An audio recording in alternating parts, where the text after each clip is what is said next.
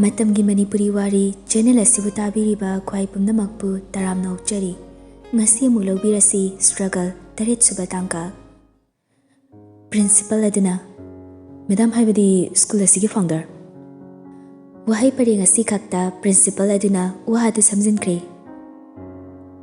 oza aikhoi site tagidi ayaba bizare council yanabu pubiro aduga phanabdu selase rotation ni laknabani adubu yadaba leiti Loyana amuk mani oza hoige yabasi khak ngairabani ataidi aina fanaba sinjaragi phani sir chasu paibira roi haibanina gaujadre yarni oza ai lunch loraga lakcharabani adudi wari sulораbanina oza yamu phani sir loya principal room adudagi thaurai urai stair kumtaramdagi room matai thengthangba do ka adu taru tanali leiriba room sing adudagi hena nali haibamak yai thetli wal aduda piktakna nana lingjel janu makhada founder loya matomta khanjarai ngasai principal aduna haikiba misak adu oiba tai haina matomta chatna amuk sukhali madam na loin sinore e hairisna karamna orizano aidi personally school asigi founder asiga masak khangna gi bisulete natraga ainadi khangdaba mahak adunadi khangbo rizala loya magi wakhalna lamba supang phangdri khana sumlakpada mahaki gari makhong yaukiba khangaudi gari adu start tawduna thawdorai sumlakpada loya gi mobile aduda call amalai gari adu matai da khazik thawjinduna pocket tagi mobile adu lauthai aduga pick up tawi nupi aduna hello tai tamo hayo hauzik yaroi ai lambi da leri khangdi ai harke matam call adu kai loya mathang hekti sai makuta phone adu supairi steering aduda makut ani du punsinduna thammi wakhang hek khalaba tungda whatsapp ta changduna thoibi ge profile picture adu changduna munna yengi wahang kaya masu hangdi tasingna loya thoibi unaningbana masa adu langtaknari somda su thoibi calling bell adu khingi madam kai pari kauro phani madam Miku phadi pari thoibi gi thongjil adura leplari may I come in ma'am yes take your seat ma'am thank you pari madam takpiyo se sigi file sima ai nangonda sinage investigation loira matungda aingonda pau piro final decision di aina lepkani phani madam pari hogalai aduga thokke haina mamai adu leithorai wait pari madam kai case adu atopada pahan biyaroi nang nasana yengadabani ko phani madam thoibi case adu tasengna atopada pahaningdi karigi wa adu chawthoknaraklabadi kanagumba amadi soidana sokani haibasi mahakna hana khangbanani thoibi masana investigation tawrurabadi mado mahaki mathaudagi henjinba tagadawribani adumakna mahaki childhood friend pari bu thajabana case adu mangonda sinakibani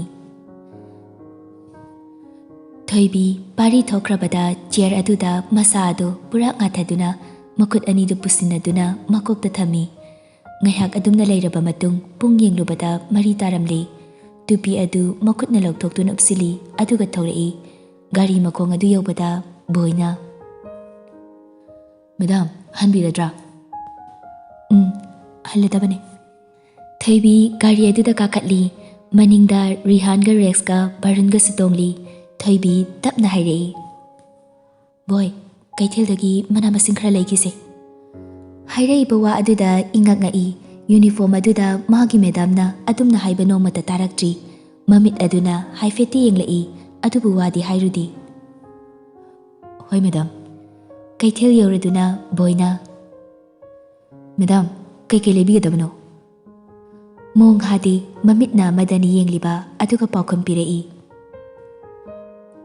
nakupi morok atekpa thangjing pakhokladi ekhogi sahudaine hawi madam uti thongbada changadaba machalne nga thongbagi hawai track ꯌꯣꯡꯆꯥꯛ ꯏꯔꯣꯟꯕꯒꯤ ꯃꯆꯜꯅꯤ, ꯑꯗꯨ ꯂꯩꯒꯗꯕꯅꯤ꯫ Madam, ꯌꯨꯝꯗ ꯆꯥꯛ ꯄꯤꯖꯒꯗꯧꯕ ꯂꯩꯕ꯭ꯔꯥ? ꯅꯈꯣꯏ ꯂꯩꯔꯨꯔꯣ, ꯑꯩ ꯀꯨꯝꯂꯔꯣꯏ꯫ Fresh ꯑꯣꯏꯕ ꯐꯖꯕ ꯈꯜꯂꯒ ꯂꯩꯔꯣ, ꯑꯩ ꯒꯥꯔꯤ ꯃꯅꯨꯡꯗ ꯂꯩꯔꯝꯒꯦ꯫ ꯕꯣꯏꯅ ꯍꯪꯂꯛꯂꯤꯕ ꯋꯥꯍꯪ ꯑꯗꯨꯒꯤ ꯄꯥꯎꯈꯨꯝꯗꯤ ꯄꯤꯈꯤꯗ꯭ꯔꯤ, ꯋꯥ ꯑꯗꯨ ꯀꯛꯈ꯭ꯔꯦ꯫ ꯕꯣꯏ ꯔꯤꯍꯥꯟꯒ ꯂꯣꯏꯅꯅ ꯊꯣꯏꯕꯤꯅ ꯍꯥꯏꯔꯤꯕꯁꯤꯡ ꯑꯗꯨ ꯂꯩꯔꯨꯔꯦ, ꯑꯗꯨꯒ ꯄ꯭ꯔꯞ ꯄ꯭ꯔꯞ ꯒꯥꯔꯤ ꯑꯗꯨ ꯇꯝꯅ ꯂꯥꯛꯏ꯫ ꯃꯦꯗꯥꯝ, ꯁꯤꯅ ꯌꯥꯔꯗ꯭ꯔꯥ? ꯊꯣꯏꯕꯤ ꯂꯩꯔꯛꯂꯤꯕꯁꯤꯡ ꯑꯗꯨ ꯃꯈꯨꯠꯅꯗꯤ ꯄꯥꯏꯗ ꯍꯥꯏꯐꯦꯠ ꯌꯦꯡꯉꯤ꯫ ꯌꯥꯔꯅꯤ꯫ ꯉꯥ ꯑꯆꯧꯕ ꯃꯇꯨꯝ ꯊꯣꯡꯕ ꯌꯥꯒꯗꯕ, ꯑꯩꯈꯣꯏ ꯏꯃꯨꯡ ꯆꯥꯕ ꯀꯣꯟꯅꯒꯗꯕ ꯂꯩꯔꯣ꯫ ꯄꯣꯠꯁꯤꯡꯗꯣ ꯒꯥꯔꯤꯗ ꯍꯥꯞꯆꯤꯜꯂꯝꯃꯨ꯫ ꯕꯔꯨꯟꯅ ꯕꯣꯏꯅ ꯂꯩꯔꯛꯂꯤꯕꯁꯤꯡ ꯑꯗꯨ ꯒꯥꯔꯤꯗ ꯍꯥꯞꯆꯤꯜꯂꯤ꯫ ꯔꯤꯍꯥꯟ: ꯕꯣꯏ, ꯃꯦꯗꯥꯝꯒꯤꯁꯤ ꯃꯤ ꯆꯥꯛ ꯄꯤꯖꯗꯧꯕ ꯂꯩꯖꯥꯠꯂꯣ? ꯑꯩꯁꯨ ꯈꯪꯗꯗꯅ ꯍꯪꯂꯤꯗꯨꯅꯤ, ꯉꯁꯥꯏ ꯈꯨꯝꯕꯨ ꯈꯨꯝꯕꯤꯔꯛꯄ꯭ꯔꯣ? ꯀꯩꯅꯣ, ꯀꯩꯊꯦꯜꯒ ꯀꯥꯅꯤꯡꯉꯩꯁꯤꯅ? ꯈꯪꯗꯦ, ꯊꯥ ꯄꯥꯡꯈꯠꯂꯛꯄꯒꯤ ꯑꯣꯏꯔꯝꯅꯤ꯫ ꯅꯍꯥꯟꯈꯩꯗꯤ ꯑꯩꯈꯣꯏꯗ ꯑꯗꯨꯝ ꯍꯥꯏꯔꯒ ꯑꯩꯈꯣꯏꯅ ꯊꯣꯛꯄ ꯂꯩꯗꯥꯏꯅꯦ, ꯑꯗꯨꯒ ꯀꯩꯅꯣꯃꯤ, ꯑꯩ ꯚꯥꯞꯃꯦꯟꯒ ꯏꯇꯥ ꯇꯥꯗ꯭ꯔꯦꯗ꯫ ꯍꯣ, ꯑꯩꯅ ꯍꯦꯟꯅ ꯃꯝꯃꯤ꯫ ꯂꯥꯛꯑꯣ, ꯉꯥꯗꯣ ꯑꯁꯤꯗꯒꯤ ꯍꯦꯛꯇ ꯈꯜꯂꯁꯤ꯫ ꯕꯣꯏꯅ ꯑꯃꯨꯛ: ꯏꯅꯦ, ꯔꯧ ꯑꯆꯧꯕꯁꯤꯕꯨ ꯀꯦꯖꯤ ꯀꯌꯥꯃꯨꯛ ꯇꯥꯅꯤ? ꯑꯅꯤꯁꯦ ꯑꯣꯟꯕꯤꯔꯣ, ꯄꯨꯟꯅ ꯀꯦꯖꯤ 3ꯃꯨꯛ ꯐꯥꯍꯟꯕꯤꯔꯣ, ꯑꯆꯧꯕ ꯑꯣꯏꯍꯟꯕꯤꯌꯨ ꯏꯅꯦ꯫ ꯕꯣꯏꯅ ꯍꯥꯏꯔꯤꯗꯨꯃꯛ ꯄꯤꯔꯛꯏ꯫ ꯅꯨꯄꯤ ꯑꯗꯨꯁꯨ ꯃꯈꯨꯠꯇ ꯉꯥ ꯑꯗꯨ ꯌꯥꯟꯗꯨꯅ ꯂꯥꯛꯏ꯫ ꯃꯦꯗꯥꯝ, ꯁꯤꯅ ꯀꯣꯟꯅꯔꯗ꯭ꯔꯥ? ꯌꯥꯔꯅꯤ, ꯃꯅꯤꯡꯗ ꯊꯝꯃꯣ꯫ ꯄꯣꯠ ꯆꯩꯁꯤꯡ ꯑꯗꯨ ꯂꯩꯕ ꯂꯣꯏꯗꯨꯅ ꯌꯨꯝ ꯇꯝꯅ ꯂꯥꯛꯏ꯫ ꯁꯨꯃꯥꯡꯗ ꯒꯥꯔꯤ ꯑꯗꯨ ꯊꯧꯖꯤꯜꯂꯤ꯫ ꯔꯤꯀꯤ ꯂꯥꯏ ꯁꯦꯕꯥ ꯍꯧꯒꯗꯕꯒꯤ ꯇꯧꯔꯝꯂꯦ꯫ ꯊꯣꯏꯕꯤꯅ: ꯔꯤꯀꯤ, ꯂꯥꯏꯒꯤꯗꯣ ꯂꯣꯏꯔꯝꯃꯣ, ꯑꯗꯨꯒ ꯉꯥꯁꯤ ꯁꯦꯝꯂꯝꯃꯣ, ꯑꯗꯨꯒ ꯐ꯭ꯔꯤꯖꯔꯗ ꯍꯥꯞꯆꯤꯜꯂꯝꯃꯣ꯫ ꯐꯅꯤ ꯃꯦꯗꯥꯝ꯫ ꯊꯣꯏꯕꯤ ꯄ꯭ꯔꯞ ꯄ꯭ꯔꯞ ꯆꯪꯂꯛꯏ꯫ ꯊꯣꯏꯕꯤꯅ ꯏꯃꯨꯡ ꯆꯪꯂꯛꯄꯒ ꯃꯄꯥ ꯑꯗꯣ ꯍꯥꯄꯦꯟꯅꯣ ꯇꯨꯄꯤꯌꯣ ꯇꯤ-ꯁꯔꯠ ꯑꯃꯒ ꯇꯧꯗꯨꯅ ꯊꯣꯛꯂꯛꯏ꯫ ꯁꯔꯠꯆꯟꯗ꯭ꯔ: ꯏꯄꯥꯒꯤ ꯕꯦꯝꯃ ꯍꯜꯂꯛꯂꯕ꯭ꯔꯥ? ꯍꯣꯏ ꯄꯥꯕꯨꯡ꯫ ꯊꯣꯏꯕꯤ ꯃꯄꯥꯗ ꯃꯤꯠꯐꯝ ꯍꯣꯡꯗ ꯌꯦꯡꯂꯤ꯫ ꯐꯔꯦ, ꯏꯄꯥꯁꯨꯅꯦ ꯑꯁ꯭ꯋꯥꯏꯐꯥꯎꯗ ꯋꯥꯀꯤꯡ ꯊꯣꯛꯎꯈꯤꯒꯦ꯫ ꯔꯤꯍꯥꯟ ꯂꯣꯏꯅꯕꯤꯈꯣ ꯄꯥꯕꯨꯡ꯫ ꯀꯩꯗꯧꯕꯒꯤ ꯔꯤꯍꯥꯟ ꯂꯣꯏꯅꯗꯣꯏꯅꯣꯅꯦ? ꯑꯣꯐꯤꯁꯇ ꯊꯕꯛ ꯇꯧꯕ ꯌꯥꯕ ꯇꯧꯔꯨꯔꯦ, ꯅꯪꯒꯤ ꯄꯥꯈꯣꯟꯁꯤꯡꯁꯤꯒꯤ ꯃꯊꯛꯇ ꯏꯄꯥꯒꯤ ꯑꯃꯨꯛ ꯍꯥꯞꯆꯤꯟꯕꯤꯔꯕꯗꯤ ꯑꯉꯥꯡꯁꯤꯡꯁꯦ ꯉꯥꯎꯔꯒ ꯆꯠꯂꯅꯤꯅꯦ꯫ ꯌꯥꯅꯤ ꯄꯥꯕꯨꯡ, ꯑꯩꯒ ꯆꯠꯁꯤ꯫ ꯌꯥꯔꯦ, ꯅꯥꯄꯤ ꯍꯣꯡꯂꯒꯅꯦ ꯉꯥꯏꯍꯥꯛ ꯄꯣꯊꯥꯅꯔꯨꯔꯣ꯫ ꯂꯥꯏꯒꯤ ꯕꯥꯜꯕꯨꯛꯇꯨꯗꯤ ꯏꯄꯥꯒꯤ ꯊꯅꯝꯃꯨ, ꯀꯨꯏꯔꯛꯂꯣꯏ꯫ ꯊꯣꯏꯕꯤ ꯃꯄꯥꯒ ꯃꯥꯟꯅꯅꯤꯡꯗ꯭ꯔꯤ, ꯋꯥꯒ ꯋꯥꯕꯒ꯫ ꯔꯤꯍꯥꯟ, ꯄꯥꯡꯈꯣꯛꯂꯥꯗꯣ ꯍꯦꯛꯆꯤꯜꯂꯒ ꯊꯅꯝꯃꯣ, ꯍꯌꯦꯡ ꯃꯣꯔꯅꯤꯡꯒꯤꯅꯤ꯫ ꯊꯣꯏꯕꯤ ꯃꯥꯒꯤ ꯀꯥꯗ ꯄ꯭ꯔꯞ ꯄ꯭ꯔꯞ ꯀꯥꯔꯛꯏ꯫ ꯋꯥꯍꯩ ꯈꯔꯗꯨ ꯍꯥꯏꯔꯝꯗꯨꯅ ꯐ꯭ꯔꯦꯁ ꯑꯣꯏꯊꯣꯛꯇꯦ, ꯐꯃꯨꯡ ꯑꯗꯨꯗ ꯐꯝꯊꯩ꯫ ꯌꯨꯅꯤꯐꯣꯔꯝ ꯑꯗꯨꯁꯨ ꯍꯣꯡꯗ꯭ꯔꯤ꯫ ꯀꯣꯜ ꯑꯃ ꯂꯥꯛꯏ꯫ ꯌꯦꯡꯂꯨꯕꯗ ꯁꯤꯝꯔꯟ ꯊꯥꯔꯝꯃꯤ꯫ ꯊꯣꯏꯕꯤ ꯀꯣꯜ ꯑꯗꯨ ꯄꯥꯏꯈꯠꯂꯤ꯫ ꯁꯤꯝꯔꯟꯅ: ꯍꯜꯂꯣ ꯊꯣꯏꯕꯤ꯫ ꯁꯤꯝ, ꯇꯥꯏꯌꯦ꯫ ꯅꯪꯕꯨ ꯑꯣꯐꯤꯁ ꯍꯜꯂꯛꯑꯕꯣ? ꯍꯜꯂꯛꯄꯗ ꯉꯥꯏꯔꯤꯌꯦ꯫ ꯉꯥꯏꯍꯥꯛꯇꯪ ꯂꯩꯔ ꯇꯧꯔꯛꯎꯔ ꯑꯗꯨꯗꯤ? ꯍꯥꯏꯌꯣ ꯑꯗꯨꯝ, ꯀꯩꯁꯨ ꯀꯥꯏꯗꯤꯌꯦ꯫ ꯑꯔꯨꯕ ꯋꯥꯕꯨꯗꯤ ꯅꯠꯇꯦꯗ, ꯁꯨꯝ ꯋꯥꯔꯤ ꯑꯃ ꯁꯥꯟꯅꯅꯤꯡꯗꯅ ꯇꯧꯔꯛꯄꯅꯤ꯫ ꯍꯥꯏꯔꯛꯑꯣꯕ ꯑꯗꯣ꯫ ꯅꯪꯕꯨ ꯀꯗꯥꯏꯗꯒꯤ ꯈꯪꯅꯔꯤꯒꯦ? ꯊꯥꯏꯅꯩꯗꯨꯒ ꯈꯪꯅꯗ꯭ꯔꯦꯁꯨ ꯍꯥꯏꯍꯧꯗꯥꯏꯅꯦ ꯅꯍꯥꯟꯗꯤ? ꯑꯗꯨꯒꯤ ꯑꯣꯏꯔꯦ, ꯑꯉꯥꯎꯕꯤꯁꯤꯗꯤ꯫ ꯊꯣꯏꯕꯤ ꯍꯥꯏꯐꯦꯠ ꯅꯣꯛꯂꯛꯏ꯫ ꯈꯪꯗ꯭ꯔꯦꯗ ꯚꯥꯏ꯫ ꯀꯩꯅꯣ ꯈꯪꯗ꯭ꯔꯦꯕꯣ? ꯍꯥꯏꯔꯛꯑꯣ ꯑꯝꯇ, ꯈꯪꯅꯗ꯭ꯔꯗꯤ ꯋꯥꯔꯤ ꯃꯈꯥ ꯇꯥꯔꯛꯇꯣꯏꯅꯤ꯫ ꯑꯩꯈꯣꯏ ꯄꯥꯕꯨꯡꯒ ꯅꯪꯒ ꯄꯥꯎ ꯐꯥꯎꯅꯕ꯭ꯔꯣ? ꯐꯥꯎꯅꯗꯦꯗ ꯅꯪꯁꯨ꯫ ꯑꯩꯈꯣꯏ ꯄꯥꯕꯨꯡꯅ ꯑꯩꯁꯦ ꯌꯨꯝꯁꯤꯗ ꯌꯥꯝ ꯂꯩꯍꯟꯅꯤꯡꯗ꯭ꯔꯕꯅꯤ, ꯑꯗꯨꯗ ꯅꯪꯉꯣꯟꯗꯁꯨ ꯑꯃꯨꯛ ꯌꯧꯔꯛꯂꯕ꯭ꯔꯥꯅ ꯆꯤꯡꯅꯔꯤꯅꯤ꯫ ꯅꯣꯏ ꯍꯧꯅꯕꯤꯗꯣ ꯇꯧꯁꯤꯜꯂꯛꯀꯅꯨꯀꯣ ꯑꯩꯉꯣꯟꯗ꯫ ꯍꯥꯏꯔꯛꯑꯣꯕ, ꯑꯗꯨ ꯀꯩꯅꯣꯕ? ꯑꯩꯒ ꯊꯕꯛ ꯄꯨꯃꯤꯟꯅꯕ ꯀꯣꯂꯤꯛ ꯑꯃꯅꯤ꯫ ꯀꯅꯥꯕꯣ? ꯃꯤꯅꯦꯕ꯫ ꯑꯣ, ꯑꯗꯨ ꯀꯩꯗꯧꯁꯦꯕ? ꯍꯥꯏꯗꯧꯕ ꯇꯜꯂꯤꯀꯣ? ꯍꯥꯏꯌꯨꯍꯦ ꯅꯪꯁꯨꯕ꯫ ꯃꯍꯥꯛꯅꯅꯦ ꯅꯪꯗꯣ ꯍꯥꯏꯕ ꯂꯥꯛꯍꯜꯂꯒꯦ, ꯅꯪꯒꯤ ꯑꯌꯥꯕ ꯑꯃ ꯂꯧꯔꯣ ꯍꯥꯏꯔꯤꯕ꯫ ꯃꯥꯗꯤ ꯑꯩ ꯀꯃꯥꯏꯅ ꯈꯪꯉꯤꯕ? ꯅꯍꯥꯟ ꯑꯩꯈꯣꯏ ꯑꯍꯨꯝ ꯆꯥꯛ ꯆꯥꯃꯤꯟꯅꯕꯒꯤ ꯐꯣꯇꯣꯗꯣ ꯑꯩꯅ ꯋꯥꯆꯞ ꯁ꯭ꯇꯦꯇꯁ ꯊꯝꯃꯨꯕꯅꯤ, ꯑꯗꯨꯗ ꯅꯪꯁꯦ ꯀꯩ ꯂꯝꯗꯒꯤꯅꯣ, ꯀꯩ ꯇꯧꯔꯤ ꯀꯨꯞꯅ ꯍꯪꯉꯤ꯫ ꯑꯩꯁꯨ ꯂꯣꯏꯅ ꯍꯥꯏꯗꯣꯛꯈ꯭ꯔꯦ꯫ ꯑꯗꯨꯒꯤ ꯃꯇꯨꯡꯗꯅꯤ ꯉꯁꯤ ꯍꯥꯏꯔꯛꯏꯕ꯫ ꯅꯪꯗꯤ ꯑꯩꯒꯤ ꯃꯔꯝꯗ ꯀꯔꯤ ꯀꯔꯤ ꯍꯥꯏꯔꯤꯕ? ꯈꯪꯅꯕ ꯂꯩꯇꯦ, ꯃꯇꯣꯝꯇ ꯄꯣꯛꯏ, ꯊꯕꯛꯁꯨ... ꯌꯥꯔꯦ, ꯃꯈꯥ ꯇꯥꯔꯅꯨ꯫ ꯑꯗꯣ ꯍꯥꯏꯔꯣꯕ ꯅꯪ ꯁꯤꯡꯒꯜ ꯁꯣꯏꯔꯤꯅꯤ ꯆꯍꯤ ꯃꯇꯥꯡꯗꯨꯒ ꯅꯍꯥꯟ ꯄꯥꯕꯨꯡꯅꯁꯨꯅꯦ ꯆꯍꯤ ꯍꯦꯟꯗꯣꯛꯈ꯭ꯔꯗꯤꯅ ꯌꯥꯝ ꯅꯨꯡꯉꯥꯏꯇꯅ ꯁꯣꯜꯂꯛꯏ ꯑꯆꯨꯝꯕꯃꯛꯅꯤ ꯅꯨꯄꯤ ꯑꯣꯏꯕꯤꯒꯤꯗꯤ ꯄꯂꯦꯝ ꯃꯃꯥ ꯑꯣꯏꯕꯤꯅ ꯄꯨꯝꯅꯃꯛꯅꯤ ꯁꯤꯒꯨꯝꯕ ꯃꯇꯝꯗꯗꯤ ꯃꯃꯥ ꯈꯛꯇꯅ ꯅꯨꯄꯤꯒꯤ ꯑꯋꯥꯕ ꯀꯥꯆꯤꯟ ꯀꯣꯌꯥ ꯅꯨꯄꯥꯗꯒꯤ ꯎꯕ ꯍꯦꯜꯂꯤꯕꯅꯤ ꯑꯗꯨꯕꯨ ꯅꯨꯄꯥ ꯑꯣꯏꯖꯔꯕꯁꯨ ꯃꯄꯥ ꯏꯕꯨꯡꯉꯣ ꯁꯔꯠꯆꯟꯗ꯭ꯔ ꯃꯆꯥꯅꯨꯄꯤꯒꯤ ꯇꯥꯡꯀꯛ ꯇꯥꯡꯀꯛꯀꯤ ꯃꯇꯨꯡ ꯏꯟꯅ ꯋꯥ ꯈꯪꯕ ꯃꯄꯥ ꯑꯃ ꯑꯣꯏꯔꯨꯕ ꯑꯁꯤꯅ ꯃꯃꯥꯛ ꯅꯨꯄꯥ ꯑꯐꯕ ꯑꯃ ꯊꯤꯔꯤꯕꯅꯤ ꯃꯃꯥ ꯑꯣꯏꯕꯤ ꯃꯍꯥꯛ ꯂꯩꯔꯝꯂꯕꯗꯤ ꯃꯄꯥ ꯃꯍꯥꯛꯅꯁꯨ ꯑꯁꯤ ꯌꯧꯅ ꯋꯥꯔꯝꯂꯣꯏꯗꯕꯅꯤ ꯑꯗꯨꯕꯨ ꯊꯣꯏꯕꯤ ꯃꯍꯥꯛꯀꯤꯗꯤ ꯄꯂꯦꯝ ꯃꯃꯥ ꯑꯣꯏꯕꯤ ꯂꯩꯇꯕꯅ ꯃꯄꯥ ꯏꯕꯨꯡꯉꯣꯅ ꯃꯃꯥ ꯑꯃꯗꯤ ꯃꯄꯥ ꯑꯅꯤꯃꯛꯀꯤ ꯗꯥꯏꯇ ꯂꯧꯔꯤꯕꯅꯤ ꯊꯣꯏꯕꯤ ꯇꯞꯅ ꯀꯧꯔꯛꯏ ꯁꯤꯝ ꯍꯥꯏꯌꯨ ꯅꯪꯒꯤ ꯑꯄꯥꯝꯕꯁꯨ ꯊꯣꯏꯕꯤ ꯑꯩꯅ ꯅꯃꯍꯥꯗꯨꯅ ꯑꯩꯒꯤ ꯃꯥꯏ ꯌꯦꯡꯉꯨꯁꯨ ꯍꯥꯏꯔꯨꯏ ꯑꯐꯕ ꯍꯥꯏꯕꯁꯦ ꯄꯥꯛꯅ ꯂꯥꯛꯇꯧꯁꯨ ꯅꯠꯇꯦ ꯁꯨꯝꯕꯗ ꯑꯩꯈꯣꯏ ꯃꯁꯦꯟ ꯍꯥꯏꯅꯗ꯭ꯔꯗꯤ ꯊꯤꯅꯔꯨꯕꯒꯤ ꯀꯩ ꯀꯥꯟꯅꯔꯦ ꯁꯤꯝ ꯍꯥꯏꯌꯨ ꯍꯥꯏꯕ ꯁꯨꯝ ꯀꯧꯔꯒ ꯂꯩ ꯅꯪꯅ ꯆꯨꯝꯃꯦ ꯆꯨꯝꯗꯦ ꯍꯥꯏꯕ ꯅꯠꯇꯦ ꯑꯗꯨꯕꯨ ꯍꯧꯖꯤꯛꯀꯤ ꯑꯣꯏꯅꯗꯤ ꯑꯩꯒꯤ ꯔꯤꯂꯦꯁꯟꯁꯤꯞꯁꯦ ꯀꯟꯐꯥꯔꯝ ꯑꯣꯏꯗ꯭ꯔꯗꯤ ꯑꯩꯅ ꯍꯥꯏꯔꯤꯁꯦ ꯌꯥꯔꯣ ꯅꯪꯁꯨ ꯅꯁꯥ ꯃꯇꯤꯛ ꯆꯥꯔꯦ ꯃꯥꯁꯨ ꯑꯩꯒꯤ ꯀꯣꯂꯤꯛꯅꯤ ꯌꯦꯡꯉꯨ ꯀꯌꯥꯝ ꯆꯥꯟꯅꯗꯣꯏꯅꯣ ꯁꯤꯝ ꯊꯕꯛ ꯇꯧꯕ ꯉꯥꯛ ꯊꯤꯗꯦꯗ ꯑꯩꯒꯤ ꯂꯩꯖꯔꯤꯕ ꯄ꯭ꯔꯣꯄꯔꯇꯤꯁꯤꯡ ꯑꯁꯤꯐꯥꯎꯗ ꯑꯩꯒ ꯂꯩꯃꯤꯟꯅꯔꯤꯕ ꯃꯈꯣꯏ ꯃꯉꯥꯗ ꯁꯤꯟꯅꯔꯝꯗꯧꯔꯤꯕꯅꯤ ꯃꯔꯨꯗꯤ ꯊꯣꯏꯕꯤ ꯑꯩꯒꯤ ꯊꯃꯣꯏꯅ ꯅꯨꯡꯁꯤꯕ ꯐꯥꯎꯕꯗꯨꯅꯤ ꯍꯣꯏꯅꯦ ꯑꯗꯨꯕꯨ ꯈꯪꯅꯔꯒ ꯋꯥꯔꯤ ꯁꯥꯔꯒ ꯅꯨꯡꯁꯤꯅꯗꯧ ꯅꯠꯇ꯭ꯔꯕ ꯍꯣꯏꯕ ꯆꯨꯝꯃꯤ ꯑꯗꯣ ꯍꯧꯖꯤꯛꯀꯤ ꯑꯣꯏꯅꯗꯤ ꯑꯩ ꯃꯤ ꯑꯃꯒ ꯄꯥꯎ ꯐꯥꯎꯅꯩꯌꯦ ꯁꯤꯝꯁꯨ ꯉꯛꯅ ꯍꯥ ꯀꯅꯥ ꯀꯣꯟꯅ ꯈꯪꯍꯟꯒꯦ ꯁꯤꯝ ꯅꯪꯒꯤ ꯋꯥꯂꯣꯠꯄꯤꯁꯦ ꯍꯜꯂꯝꯗ꯭ꯔꯤꯗꯅ ꯑꯗꯨꯏ ꯋꯥ ꯅꯠꯇꯤꯌꯦ ꯑꯗꯨ ꯅꯠꯇ꯭ꯔꯗꯤ ꯑꯩꯈꯣꯏꯗꯁꯨ ꯏꯟꯇ꯭ꯔꯣ ꯇꯧꯕꯁꯦ ꯀꯥꯏꯗꯕ꯭ꯔꯥꯅ ꯈꯜꯂꯤ ꯊꯣꯏꯕꯤ ꯁꯤꯝꯒꯤ ꯋꯥꯍꯩ ꯑꯗꯨꯗ ꯃꯇꯣꯝꯇ ꯅꯣꯛꯅꯤꯡꯕ ꯐꯥꯎꯖꯔꯨꯏ ꯅꯣꯏꯗꯤ ꯏꯟꯇ꯭ꯔꯣꯗꯤ ꯂꯥꯏꯔꯤ ꯅꯨꯡꯁꯤꯅꯔꯤꯕ ꯑꯩꯐꯥꯎ ꯑꯁꯦꯡꯕꯗ ꯑꯃꯨꯛꯇ ꯎꯗ꯭ꯔꯤ ꯑꯦ ꯇꯤꯅꯦꯖꯔꯣ ꯅꯪꯕꯣ ꯅꯪꯅ ꯅꯨꯄꯥ ꯎꯅꯕ ꯆꯠꯄꯗ ꯀꯅꯥꯅ ꯐꯨꯗꯧꯒ ꯂꯩ ꯍꯥꯏꯒꯦ ꯁꯤꯝ ꯅꯪꯁꯤꯗꯤꯕ ꯊꯣꯏꯕꯤ ꯍꯥꯏꯔꯣ ꯀꯃꯥꯏ ꯇꯧꯒꯦ ꯅꯨꯄꯥꯗꯨꯕꯣ ꯑꯅꯥꯃꯤꯀꯥꯗꯤ ꯈꯪꯕ꯭ꯔꯥ ꯈꯪꯗꯦ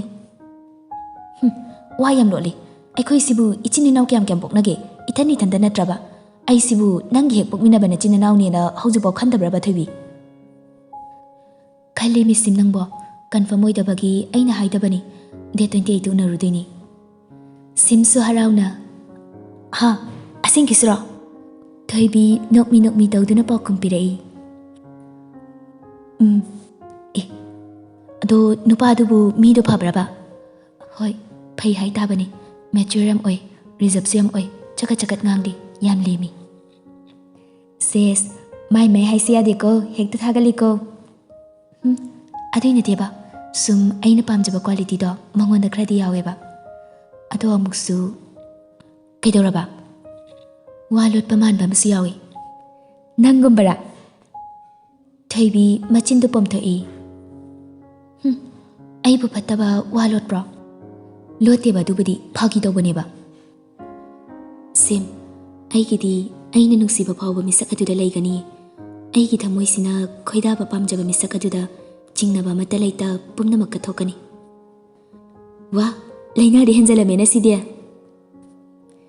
ꯅꯪꯁꯤꯗꯤ ꯊꯣꯏꯕꯤ ꯎꯅꯕ ꯅꯨꯃꯤꯠꯇ ꯚꯤꯗꯤꯑꯣ ꯀꯣꯜ ꯇꯧꯔꯛꯎꯀꯣ ꯑꯦ ꯅꯪ ꯑꯣꯐꯤꯁ ꯆꯠꯂꯣꯏꯗ꯭ꯔꯥ ꯍꯥꯏꯁꯦ ꯏꯇꯥ ꯅꯨꯡꯁꯤꯕꯤꯒꯤ ꯅꯨꯄꯥꯗꯨ ꯌꯦꯡꯕꯒꯤ ꯄꯨꯡꯈꯥꯏꯗꯤ ꯀꯥꯏꯊꯣꯛꯄ ꯌꯥꯏ ꯀꯩꯅꯣ ꯑꯩꯁꯨ ꯊꯣꯏꯕꯤ ꯏꯀꯥꯏꯅ ꯑꯃꯨꯛ ꯍꯥꯏꯔꯛꯏ ꯍꯌꯦꯡꯁꯦ ꯃꯥꯒꯤ ꯁ꯭ꯀꯨꯜ ꯆꯠꯄ ꯅꯪꯅꯕ ꯎꯇꯤ ꯊꯣꯡꯕꯤꯒꯦꯅ ꯀꯩꯊꯦꯜꯗꯒꯤ ꯑꯣꯐꯤꯁ ꯍꯜꯂꯛꯄꯗ ꯃꯅꯥ ꯃꯁꯤꯡ ꯂꯩꯔꯛꯏꯅꯤ ꯑꯁ ꯊꯃꯣꯏꯁꯦ ꯀꯩꯅꯣꯝ ꯇꯧꯔꯤ ꯅꯌꯨꯝ ꯄꯥꯟꯕ ꯈꯪꯉꯔꯣꯏꯗ꯭ꯔꯥ ꯈꯜꯂꯝꯕꯅꯤ ꯑꯗꯨꯒ ꯀꯩꯅꯣꯝꯃ ꯇꯧꯔꯝꯃꯦ ꯊꯣꯏꯕꯤ ꯅꯪ ꯑꯁ ꯅꯪꯁꯤꯗꯤ ꯏꯀꯥꯏꯌꯦꯕ ꯑꯗꯨꯃꯥꯏꯅ ꯌꯥꯝ ꯍꯥꯏꯖꯤꯜꯂꯛꯀꯅꯨ ꯁꯤꯝ ꯁꯦꯔꯤꯌꯁ ꯇꯥꯅ ꯑꯃꯨꯛꯁꯨ ꯍꯥꯏꯔꯛꯏ ꯊꯣꯏꯕꯤꯅ ꯁꯛ ꯎꯅꯗ꯭ꯔꯤꯕ ꯅꯨꯄꯥ ꯑꯗꯨꯗ ꯑꯗꯨꯛ ꯊꯥꯖꯃꯟꯕꯗꯨꯅ ꯑꯣꯏꯕꯁꯨ ꯇꯥꯏ ꯁꯤꯝꯅ ꯍꯥꯏꯔꯛꯂꯤꯕ ꯑꯗꯣ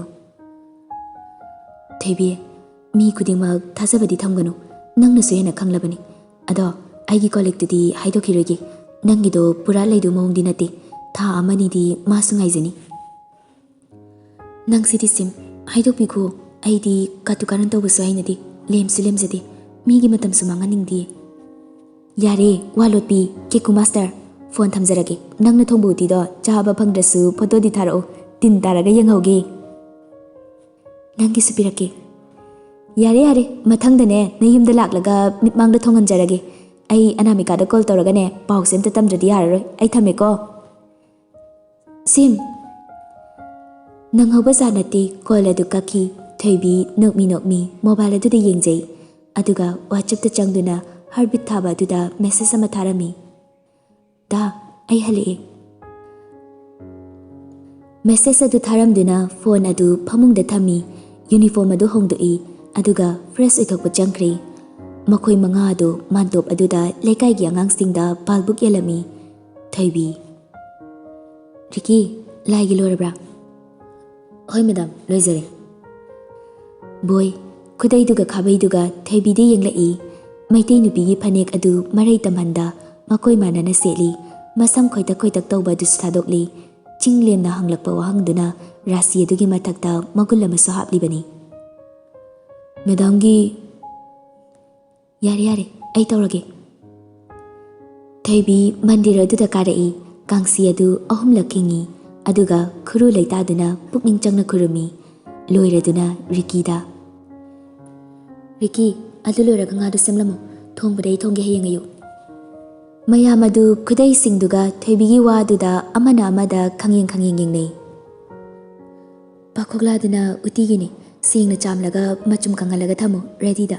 Yongchak amasu irongadabani hayengi loina semdoklamo. Boy, aigi kada juice ama puraga lao. Somda loya su coaching loiraduna boarding adomdagi mayum tamna Thoibi da call tawna lai. Adubu Thoibi di makhada laibana loya gi call adu tadri. Thoibi pairaktabaduda loya call adu amada tawrai. Loya. Hello. Tamo. Kedoramino. Phami. Aisu coaching lore. Tamo, aina haibado. Hoi, after 5 days ida ai nangbu unaba laki. Marak sidi ai kitang chingini. Tamo, ai nangbu thamoi sengna nungsi. Ai ge soiba amada khudong chaba lobigano. Nangna soire kanglasu nungsi rubasinane. Ai na ngasi phawba nangi leplibase. Thoibi call ado WhatsApp rom da tawrai. Another call haina thoglai Thoibi da. Adubu Thoibi su hanbalai ta toksili. WhatsApp ta tawrakpana loya su call lakpadudi khangi. Adubu paikhatludi wari adu adumak sanari. Call adu thamkra matung Thoibi da call tawrai. Thoibi. Kanano? How? Eko ini amani thabak amagi call tawrakpani. Oh. Kaidoragi nungsibi nangbo? Kaise tawdi? Yum yorabo? Yauri. Thoibi, wakal mapung phanaraba ngaktani, loyana dumna angang macha amagum wakal lepoi nongmata khaludi, adumakna marai makha tana tawnatabani. Thoibi, paw nungaiba matamdo leye. Kay paw na da? Malonggi school do, aduna yaba pire. Thoibi, nokfit tawzay loyagi wa aduda. Adudi haraure? Haraure. Ado, ai moi school dugi founder do amuktangdi unaningi. Kaigi? School adu kaknati mana lingkalise school marisui. Adugi mathakta massage service ama tawzayantai. Adugi matik thongna leibini ko. Kalakche. Khoi Thoibi su magum no heni. Mayamna madam ko handoini. Thoibi somda mabuk pairi loyagi wa aduda. Da, hayeng morning da chak charakano. Thoibi, kai leye? Chada charakano. Hoi. Adudi ay amuk thamagi horen oina sanarasi ko.